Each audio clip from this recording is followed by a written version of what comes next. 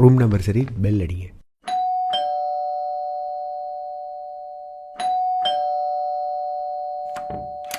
அஸ்ஸலாமு அலைக்கும். வலைக்கும் அஸ்ஸலாம் வரஹ்மத்துல்லாஹ்.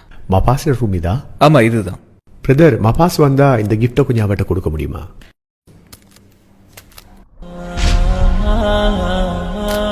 இல்லை பிரதர், அவர் ரூம் அங்கே தான் இருக்கு, நீங்களே வச்சுட்டு போங்க.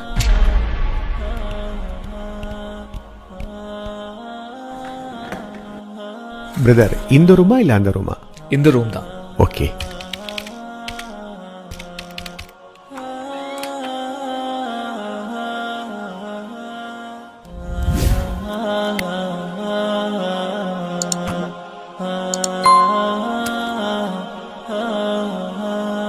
பிரதர், வாரம் போயிட்டு.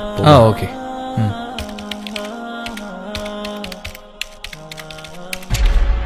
பிரதர், நான் கிஃப்ட்டை தரும்போது நீங்கள் ரிட்டன் தந்துட்டீங்க. மபாஸ் வந்து எங்களோட சிஸ்டர் மகன், அவருக்கு சரியாக 12 மணிக்கு பிறந்த நாள் ஸ்டார்ட் ஆகுது. அதுக்காக ஒரு கிஃப்ட் தான் கொடுக்க வந்தமே தவிர வேற ஒன்றுமே இல்லை. அவர் உங்களுக்கு யாரு? அவர் என் சிஸ்டர் மகன். அவர் மேல உங்களுக்கு ரொம்ப பாசமா? ஆமா, ரொம்ப பாசம். அதனால தான் கிஃப்டே கொண்டு வந்தேன். ஒரே ஒரு விஷயம் சொல்றேன் பிரதர், உங்களை எனக்கு முன்ன பின்ன தெரியாது. உங்களுக்கு எனக்கும் முன்பின் கோவம் எதுவுமே இல்லை.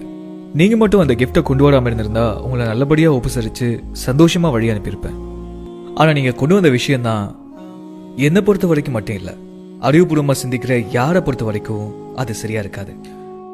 உங்ககிட்ட யாராவது 1 கிலோ தங்கத்தை கொடுத்தா நீங்க என்ன பண்ணுவீங்க? சந்தோஷப்படுவேன். ஓகே, அந்த தங்கத்தை நீங்க அப்படியே வச்சிட்டு இருப்பீங்களா இல்ல செலவு பண்ணுவீங்களா? தேவையான அளவு செலவு பண்ணுவோம்.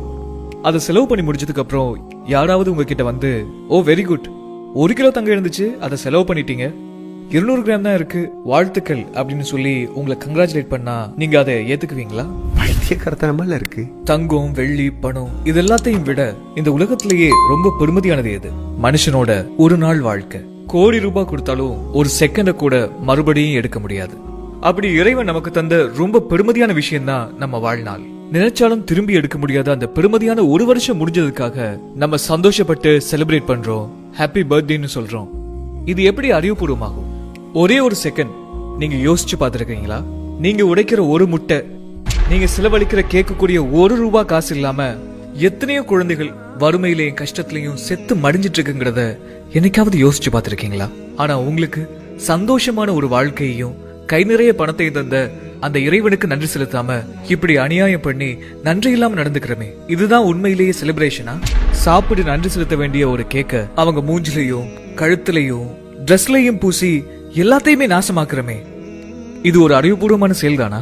இப்படியெல்லாம் அநியாயம் பண்ணி கொண்டாடுற ஒரு சமூகத்தை நம்ம எப்படி வரவேற்க முடியும்? ஒரு காலத்துல நான் கூட இப்படியான விஷயங்களை எல்லாம் செஞ்சுட்டு இருந்தவன் தான். எப்ப இறைவனுடைய மார்க்கத்தை தெளிவா படிச்சு தெரிஞ்சுக்கிட்டோமோ அதுக்கப்புறமும் இப்படியான செயல்கள்ல நம்ம மறுபடியும் செஞ்சிட்டு இருந்தா அந்த மார்க்கத்துக்கு நம்ம மரியாதையே கொடுக்கலன்னு தான் அர்த்தம். அந்த ஒரே ஒரு காரணத்துக்காகத்தான் உங்ககிட்ட இப்படி நடந்துக்க வேண்டியதா போச்சு. நீங்க இதை சிந்திச்சு பார்த்தா நான் செஞ்சது சரியா இல்ல தப்பான்னு உங்களுக்கே புரியும். இதுக்கு மேலையும் எனக்கு எப்படி சொல்லி புரிய வைக்கிறதுன்னு தெரியல. பிரதர், அல்ஹம்துலில்லாஹ் பிரதர், நாங்கள் எவ்வளோ கொண்டாடி இருக்கோம், எவ்வளோ பண்ணியிருக்கோம், ஆனால் யாரும் இப்படி நல்லது சொன்னதில்லை. அதான் பிரதர், நல்லவங்களோட சேர்ந்தா தான் நல்ல குணம்னு சொல்லுவாங்க. உண்மையிலே நீங்க எவ்வளவு விஷயத்தை விளங்கப்படுத்திருக்கீங்க. இதுக்கு பிறகும் அதை செய்யறது அறிவுபூர்வம் இல்ல. இப்ப நாங்க அந்த கிஃப்டை ரிட்டர்ன் எடுத்துட்டு போறோம். ஜஸாக்கல்லாஹ் ஹைர். நீங்க எங்களுக்காக துஆ செய்யுங்க பிரதர்.